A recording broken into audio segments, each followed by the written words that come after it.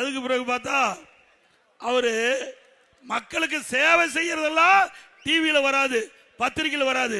அவர் cycle ஓட்டினா பத்திரிகையில் வரும், டீ கடையில் போய் டீ குடிச்சா பத்திரிகையில் வரும், அவர் போய் பளு தூக்குனா பத்திரிகையில் வரும்.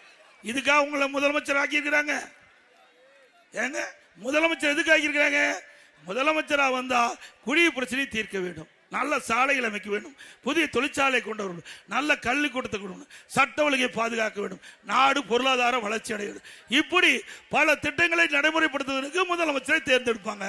ஆனா தமிழ்நாடு முதலமைச்சர் சைக்கிள் ஓட்டிட்டு இருக்கார். அதுதான் பத்திரிகையில கண்ட பலன். வேற என்ன பார்த்திருக்கிறோம்? உடைய ஆட்சியில் என்ன சாதனை செஞ்ச? நான் பலமுறை கேட்டுட்டேன். திரு ஸ்டாலின் அவர்களே, அண்ணா திமுக ஆட்சியில் ஒன்னும் செய்யலன்னு போற இடத்துல தவறான தகவலை பரப்பி வரீங்க. அனைத்து இந்திய அண்ணா திராவிட முன்னேற்ற கழக ஆட்சியில் செய்த சாதனைகள் பட்டியலிட்டு சொன்னேன்.